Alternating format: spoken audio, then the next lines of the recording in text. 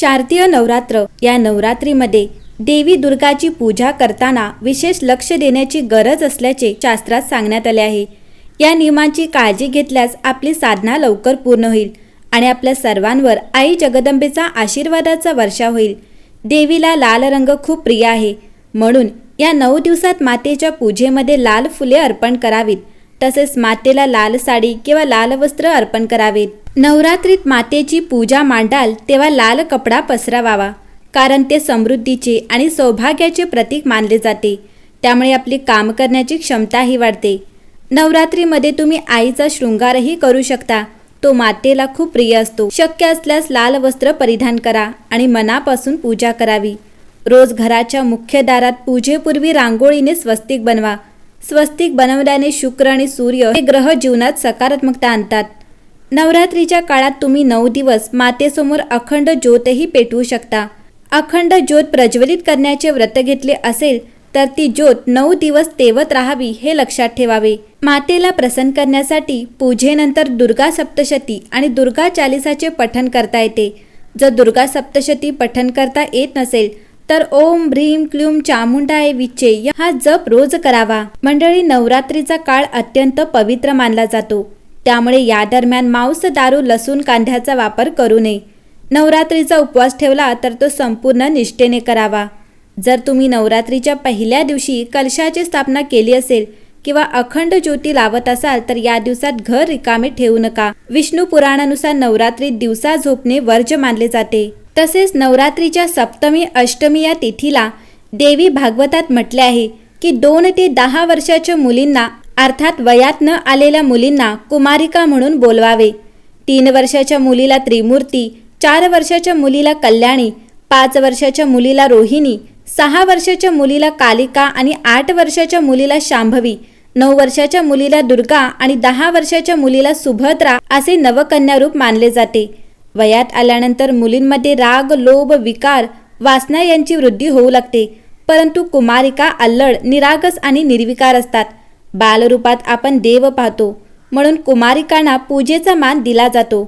कुमारिका पूजनाने धन, दीर्घायुष्य, बळ वृद्धिंगत होते, तसेच त्यांच्या शुभाशीर्वादाने घरात सुख, समृद्धी आणि शांती नांदते। नवरात्रीत 9 दिवसात कधीही किंवा सप्तमी, अष्टमी, नवमी या दिवशी विशेषतः कुमारिका पूजन करतात। पायावर दूध पाणी घालून स्वागत करतात, हळद कुंकू लावून औक्षण करतात, त्यांना आवडेल अशी भेटवस्तू देतात। देवीला स्वयंपाकाचा नैवेद्य दाखवून कुमारिकेला जेवू घालतात। देवीचा नित्य सहवास मिळावा आणि तिची कृपादृष्टी सदैव आपल्यावर राहावी, आपण हे व्रत करतो। बाल्य स्वरूपातील देवीचे पूजन हे देखील त्याचेच एक प्रतीक आहे। 10 वर्षापर्यंतच्या कुमारिकांना आपण कुमारिका पूजनासाठी बोलावतो। तान्ह्या बाळापासून 10 वर्षांच्या कुमारिकेपर्यंत देवीची कन्या रूपाची पूजा केली जाते। त्याचे फलित काय मिळते तेही जाणून घ्या। 2 वर्षाची कुमारिका म्हणून ओळखली जाते, हिचे पूजन केल्याने दारिद्र्य दूर होतं। 3 वर्षाची कन्या त्रिमूर्ती रूपात असते, हिचे पूजन केल्यानं सुख समृद्धी नांदते। 4 वर्षाची कन्या कल्याणी असते, हिचे पूजन केल्याने घरात कल्याण होतं। 5 वर्षाची कन्या रोहिणी रूपात असते, जी रोगमुक्त ठेवते। 6 वर्षाची कन्या कालिका रूपात असते, हिचे पूजन केल्याने राजयोग प्राप्ती होते। 7 वर्षाची कन्या चंडिका या रूपात असते, ही ऐश्वर्य प्रदान करते। 8 वर्षाची कन्या शांभवी रूपात असते, हिची पूजा केल्यास विजय प्राप्त होतो। तर 9 वर्षाची कन्या दुर्गा देवीच्या रूपात असते, ही शत्रूंचा नाश करते। तर 10 वर्षाची कन्या सुभद्रा रूपात असते, सुभद्रा आपल्या भक्तांच्या सर्व इच्छा पूर्ण करते। मंडळी, नवरात्रीत अनेक जण 9 दिवस किंवा 10 दिवस उपवास करतात। उपवास हा फक्त आहाराच्या बाबतीत असून चालत नाही, तर उपवासाला जोड लागते ती उपासनेची। म्हणून केवळ जेवणाबाबत पथ्य पाळून उपयोग नाही, त्याबरोबर कायिक, वाचिक आणि मानसिक उपासही करायला हवा, तरच खरी उपासना घडू शकेल।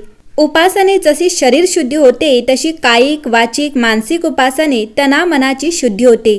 नवरात्रीच्या 9 दिवसात आपण जगदंबेची उपासना करत असतो, त्यालाच या व्हिडिओमध्ये दिलेल्या पथ्याची उपासाला जोड दिली तर उपासाला आणि उपासनेला नक्कीच पूर्णत्व येईल।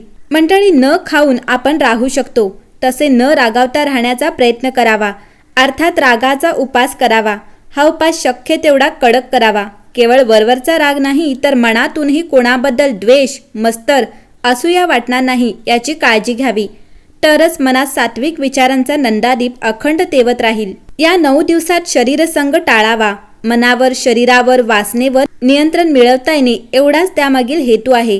विषयात अडकलेले मन ध्येयावर केंद्रित होत नाही, परमार्थात लागत नाही. वाईट बघू नका, बोलू नका, ऐकू नका असे आपल्याला शिकवले जाते. या दिवसात वाईट गोष्टींऐवजी चांगलेच बोला, चांगलेच ऐका, ज्यामुळे परिणाम चांगलेच मिळतील.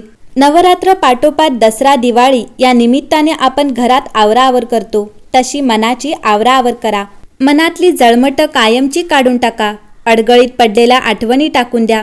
मनात भरपूर जागा होईल आणि ती जागा चांगल्या विचारांनी भरून काढा. या 9 दिवसांमध्ये तर नाहीच, पण आयुष्यभर कोणाही स्त्रीचा अपमान करणार नाही अशी शपथ घ्या. नारीचा सन्मान करा, ही आपल्या संस्कृतीची शिकवण आहे. तिचे पालन करा. आई बहिणीवरून शिवीगाळ करणार नाही असा पण करून टाका. ज्यांना पूर्ण वेळ उपाशी राहता येणार नाही त्यांनी फलाहार करावा किंवा एक वेळ जेवावे, परंतु उपासाचे पदार्थ खाऊन उपास करू नये. उपास ही एक प्रकारे तपश्चर्या आहे, त्यासाठी मनोनिग्रह हवा. उपासाचे पदार्थ खाण्याऐवजी रोजचे जेवण जेवून केलेला उपास चालू शकेल. 9 दिवस फलाहार करणे जमले नाही तर किमान शाकाहार जरूर पाळावा. अर्थातच मांसाहार तसेच कांदा लसूण वर्ज्य करावा. मद्यपान तर दूरच.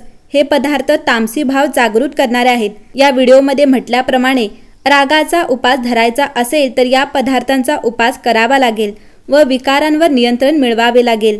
आपण जसे अन्न ग्रहण करतो तशी आपली वृत्ती बनते. म्हणून पूर्वीचे लोक फक्त घरचे अन्न ग्रहण करत असत. आपण निदान 9 दिवस परान्न पदार्थ, बाहेरचे जेवण टाळण्याचा संकल्प करावा. मंडळी, या सर्व पथ्याचा उपयोग काय असे विचाराल तर उत्तर एकच आहे, समाधान. तेच समाधान जे मिळविण्यासाठी आपण दिवस रात्र धडपडतो. कुठे थांबावे हे कळलं की मनाचा वेग नियंत्रणात येतो आणि मन नियंत्रणात आले की उपास आणि उपासना नक्कीच फलदायी ठरते.